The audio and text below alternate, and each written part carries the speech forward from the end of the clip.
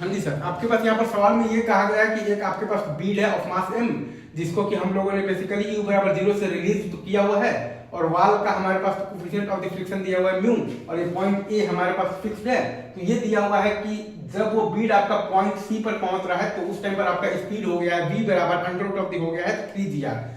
जब वो मतलब कि तो बॉटम सी पर पहुंच रहा है तो उस टाइम पर आपका स्पीड हो गया है v बराबर अंडर रूट ऑफ द हो गया है आपके पास 3gr, और शुरू में u बराबर 0 था, और स्प्रिंग का नेचुरल लेंथ आपके पास दिया हुआ है 2r दिया हुआ है, ठीक है।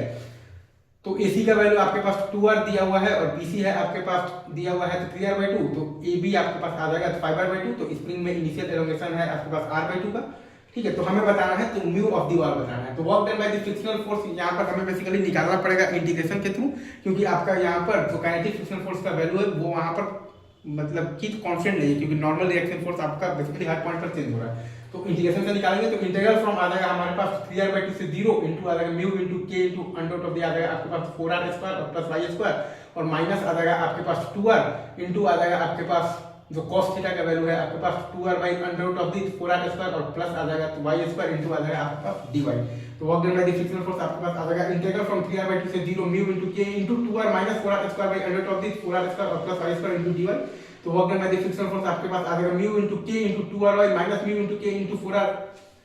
और इसका आ जाएगा स्क्वायर इंटू ln ऑफ आ जाएगा आपके पास mod of the y plus under root of the 4r² और प्लस आ जाएगा आपके पास y², और लिमिट आपको रख देना है 3r/2 से 0 रख देना है, ठीक है सर।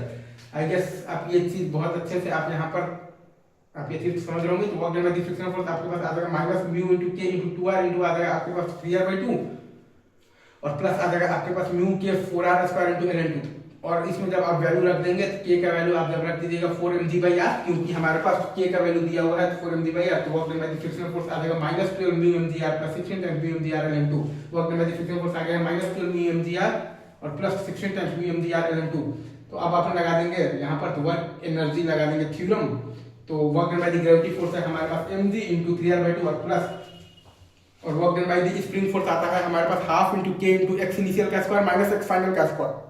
हमारे पास work done by the spring force आता है half into k into x initial का स्क्वायर माइनस x फाइनल का स्क्वायर। तो हाफ इंटू आ जाएगा 4mg/r इंटू आ जाएगा x इनिशियल है हमारे पास r/2 का एलोंगेशन, और x फाइनल आपके पास स्प्रिंग नेचुरल लेंथ में आ गया तो 0 है। तो हाफ इंटू आपके पास k है आपके पास 4mg/r इंटू आ जाएगा आपके पास x इनिशियल का स्क्वायर माइनस x फाइनल का स्क्वायर, मतलब कि r² 4 - 0, और फिर ये है आपके पास वर्क डन बाय दी आपके पास फ्रिक्शनल फोर्स है माइनस है आपके पास 12 टाइम्स μmgr और प्लस 16 टाइम्स μmgr ln2 और बराबर हाफ इंटू m इंटू आ जाएगा आपके पास ये v का होल स्क्वायर तो 3gr और माइनस इनिशियल आपके पास काइनेटिक एनर्जी 0 था। तो ये आप सॉल्व करेंगे तो म्यू का वैल्यू आपके पास आ जाएगा 1/8 इंटू आ जाएगा आपके पास 3 - 4 टाइम्स ln2। म्यू बराबर आ जाएगा 1/8 इंटू 3 - 4 ln2। बहुत अच्छा सवाल है ये, रेजोनेंस का HLP का सवाल है आपके पास बेसिकली वर्क और एनर्जी का। इंटीग्रेशन से work done by the kinetic frictional force निकालना, बाकी हमें work done by the gravity force पता है कि m into g into h initial minus h final होता है,